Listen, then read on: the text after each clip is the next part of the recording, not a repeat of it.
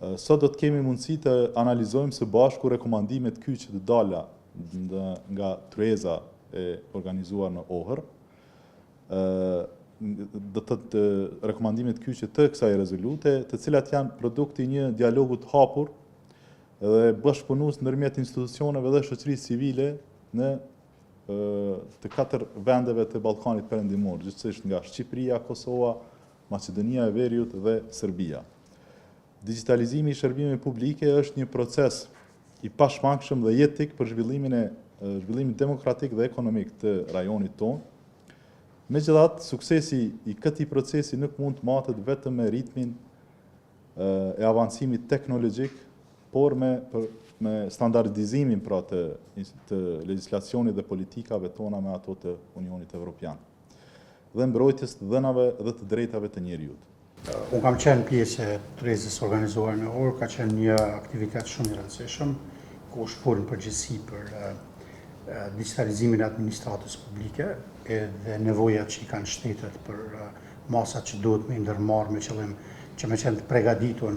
për një si të themi të ardhmë të re sa i përket zhvillimit të teknologjisë informative në përgjithësi dhe digitalizimit në administratë. Aty janë paraqit përvojat e vendeve të rajonit dhe ka qenë me interes për mua si avokat i popullit me pa se si reflektojnë ose si i qasen kësaj çështje institucionet e drejtave të njerëzit, institucion i fushës njëjtë të cilës jemi edhe ne si avokat i popullit. Kemi pa që Shqipëria kishte bënë një hap para në drejtim të krijimit edhe të strategjive për digitalizim, por edhe të vetë avokatit të popullit, e cila kishte dalë me një hetim të plot lidhur me ndikimin që mund me pas digitalizimi dhe përdorimi i të dhanave nga ky digitalizim në cënimin e të drejtave të njerëzit, që padyshim mund me qenë në disa fusha, u konstatu që fillimisht fusha më e prekur mund të jetë ajo që mbrojtja e dhënave dhe privatësia, si dy komponente shumë të rëndësishme të drejtave të njerëzit, dhe natyrisht përveç kësaj u pa që përmes përdorimit të zhvillimeve të digitalizimit mundet me u prek edhe pjesa e diskriminimit për qytetarët, mundi të diskriminuar ose mund me qenë të diskriminuar kryesisht të krasat kur kjo forme digitale përdoret në konkurse dhe në punësime e në kritere tjera që lidhen me avancim dhe punësim të qytetarëve në sektorin publik. Masat që duhet mi marrë shtetet, kryesisht orientu në drejtim të parafrimit legjislacionit me legjislacionin e BE-s që është një hap më i avancuar se legjislacioni i vendeve nacionale, kështu që del detyrë dhe urgjencë për vetë institucionet e Kosovës që në të ardhmen më marrë me këtë fushë. Unë sot nuk du me zgjatë më shumë, vetëm se du me ju njoftu që avokati i popullit ka fillu një hetim lidhur me ndikimin e inteligjencës artificiale në drejtat njerëzit dhe kemi pa sa vështirë është mu ballafaqu me çështjet e tema të reja, të cilat ne kemi edhe mungesë informacioni shpeshherë edhe mungesë të ekspertësh. Kemi shku në një fazë të avancuar të hetimit, duke përpilu një draft raport, mirë po sa i përket çështjes së digitalizimit, mendoj që është detyrë për të ardhmen edhe për neve me marrë në këtë çështje dhe me pa cili ka me qenë roli jonë edhe në kujdesin që duhet me pas në fazat e hartimit legjislacionit, por edhe në zbatim të ndryshime e avancimeve teknologjike që kanë me ndodhë në këtë fushë.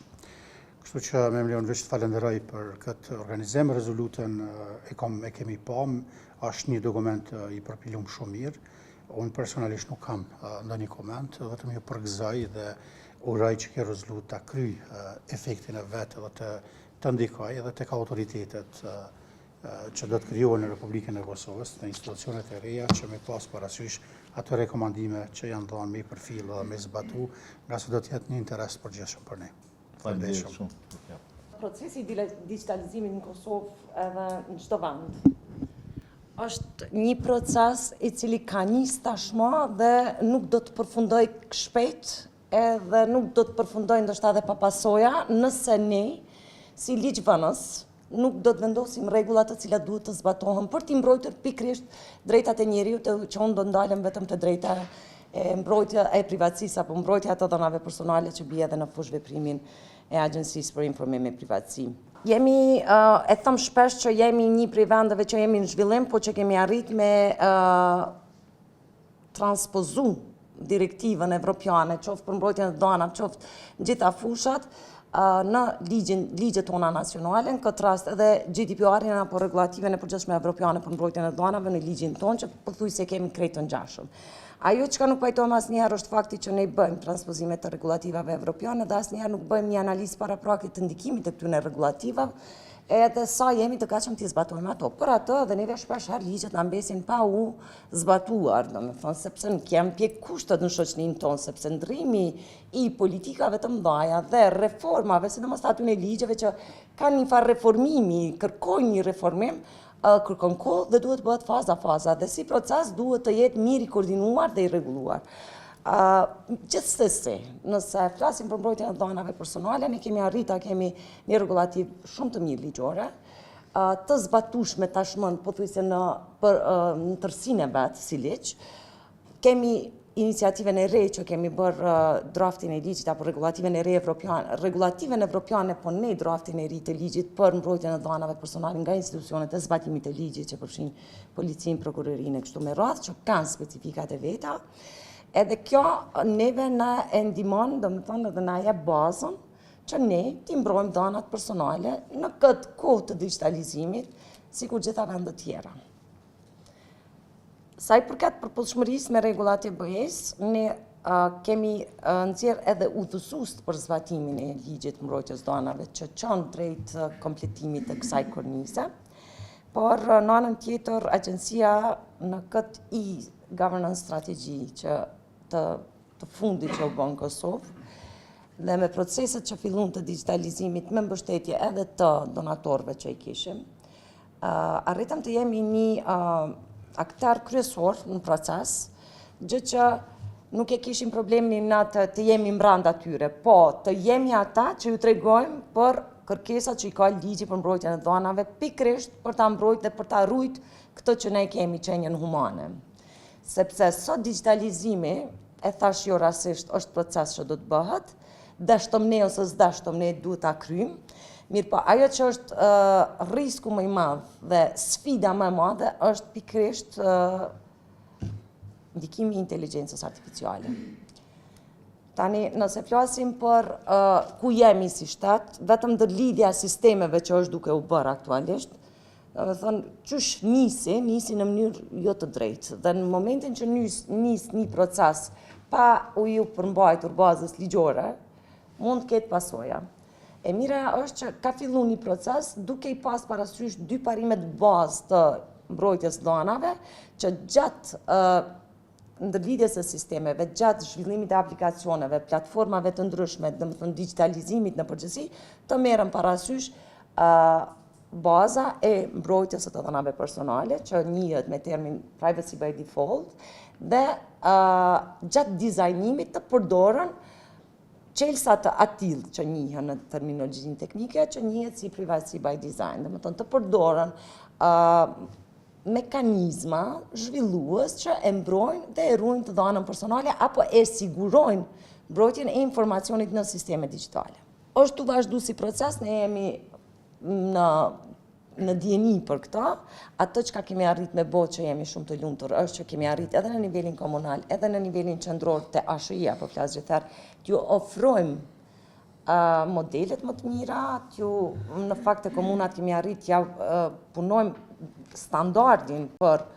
vlerësimin e ndikimit të rrezikut që mund të ketë në çdo iniciativë për një platformë të ri, sistem të ri. Mirë po, a jemi në nivelin e kënaqur, domethënë në nivelin e duhur, dhe ana duhet shumë me punu, absolutisht po. Unë vazhdimsi bëj thirrje që nëse nuk bëhemi bashkë, ne asnjëherë nuk do të arrijmë ta kapërcejmë një sfidë kaq të madhe që nuk është vetëm për Kosovën dhe regionin, por është sfidë e shoqënisë globale dhe shteteve në përgjithësi. Pra, po i lexoj shkurtimisht do të dalurat nga rezoluta. Rezoluta mbi digitalizimin dhe mbrojtjen e të dhënave në Ballkanin Perëndimor është një dokument strategjik që përmbledh nevojat dhe rekomandimet për të siguruar një tranzicion të sigurt dhe të qëndrueshëm drejt shërbimeve publike digjitale në rajon. Ajo është rezultati i takimit rajonal, siç e thash më herët, të mbajtur më 16 dhjetor 2024 në Ohër, ku përfaqësues nga Shqipëria, Kosova, Maqedonia e Veriut dhe Serbia diskutuan mbi sfidat dhe standardet që duhet të adresohen për të garantuar një digitalizim të qëndrueshëm dhe në përputhje me të drejtat e njerëzit. Pikat kryesore do t'i përmeni në 1 shërbimet publike digjitale dhe e-qeverisja. Rekomandohet zgjerimi i platformave të qeverisjes elektronike duke siguruar transparencë dhe llogaridhënie për ndryshimin e tyre. Krijimi i mekanizmave efektiv të ankesave për qytetarët në lidhje me shërbime digjitale dhe mbrojtjen e të dhënave të tyre personale. Pastaj kemi harmonizimi i infrastrukturës ligjore me legjislacionin e infrastrukturës gigabit të BE-s dhe implementimin e kutisë së sigurisë kibernetike 5G. Në dy kemi mbrojtjen e të dhënave personale, harmonizimi i legjislacionit të mbrojtjes të dhënave me rregulloren e përgjithshme të mbrojtjes të dhënave të BE-s, formimi i autoriteteve të mbrojtjes të dhënave për të siguruar pavarësi dhe ekspertizë dhe financim të mjaftueshëm, implementimi i mekanizmave për parandalimin e përpunimit të dëmshëm ose mashtrues të dhënave personale. Në 3 kemi bashkëpunimi rajonal dhe ndërveprueshmëria. Krijimi i një platforme rajonale për bashkëpunimin ndërmjet autoriteteve të mbrojtjes të dhënave në Ballkanin Perëndimor. Kapitali njerëzor dhe edukimi digital në 4, investime në arsimim, siç e thekët më herët pra, dhe trajnim digital për qytetarët dhe administratën publike, krijimi i fushatave ndërgjegjësuese për të drejtat e privatësisë dhe mbrojtjen e të dhënave, harmonizimi i politikave kombëtare me direktivën NIS2 të BE-s për sigurinë kibernetike. Në 5 kemi biznesi digital dhe ekonomia e bazuar në të dhëna. Mbështetja e sektorit privat për të rritur konkurrencën dhe inovacionin në shërbime digjitale, zhvillimi i një sistemi të unifikuar rajonal për të dhëna të qasshme bazuar në modelet më të mira të BE-s, krijimi i mekanizmave për monitorimin e rregullt të performancës digjitale në sektorët publik dhe privat. Si dhe në 6, si pika e fundit është sfidat dhe rekomandimet për të ardhmen, pra, nevoja për adresimin e sfidave etike dhe ligjore të inteligjencës artificiale, krijimi i një strategjie rajonale për sigurinë kibernetike, e cila do të sigurojë ndërveprueshmëri dhe mbrojtje të qytetarëve nga sulmet kibernetike dhe e fundit është mbështetja e qasjeve inovative për digitalizimin e shërbimeve publike duke përdorur modele të suksesshme të BE-s dhe vendeve tjera.